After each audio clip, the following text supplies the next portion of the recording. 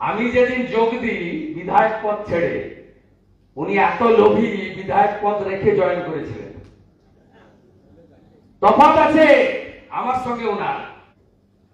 1 December আমার পা ধরেছে ভাইপো ব্যানার্জি, সঙ্গে প্রশান্ত কিশোর, সাক্ষী সৌগত রায়, সুদীপ বন্দ্যোপাধ্যায়। ততদিন পর্যন্ত আমি সাদা ছিলাম, তারপরে কালো হয়ে গেছি। 17 ডিসেম্বর আমি এমএলএ থেকে পদত্যাগ করেছি। 19 ডিসেম্বর আমি একজন নাগরিক। আমি নাগরিক হিসেবে রাষ্ট্রবাদ, সনাতন সংস্কৃতি, দক্ষিণ কলকাতার ফাটে থাকা কিছু বাবু ভায়া তারা রাজ্য চালাবে, মেদিনীপুরের লোক মানবে না। মেদিনীপুরের লোক চিরদিন বিদ্রোহী। ক্ষুদিরামের জেলা, মাতঙ্গিনীর জেলা। দেশপ্রাণ বীরেন্দ্রনাথ শাসমল কংগ্রেস অধিবেশনে দুটো জুতো খুলে বের করে ফেলে রেখে তোমাদের জন্য জুতো রেখে নিয়ে এলাম।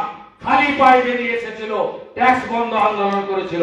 আমি একজন নাগরিক হিসেবে ভারতীয় জনতা পার্টির প্রাইমারি মেম্বারশিপ নিয়েছিলাম। আর আপনি এমএলএ এর ভাতা চাই, পদত্যাগ করে হাত করেননি। ছিলেন সিপিএম এর এমএলএ, যোগ দিয়ে দিয়েছিলেন বিজেপিতে। নমিনেশন ফাইলের আগের দিন পদত্যাগ করেছেন। তফাৎ আছে। বেশি কথা আমি ওর জন্য করব না। কাউন্সিলরে হারিয়েছিলাম মামা প্রশান্ত দাসকে দিয়ে।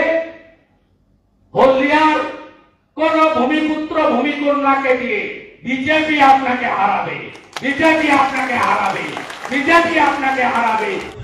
শুভেন্দুকে ভরতপুরে দাঁড়াবার আহ্বান জানিয়েছেন, হুমায়ুন কবির ভরতপুরে যাওয়ার দাঁড়ানোর আহ্বান জানিয়েছেন। বলেছেন যে দু জায়গায় দাঁড়ানোর কোনো বাধা নেই। 30,000 হারানোর হুঁশিয়ারি দিয়েছেন। 30,000 ভোটে হারানোর হুঁশিয়ারি দিয়েছেন হুমায়ুন। 70% মুসলমান আছে বলে বলছে।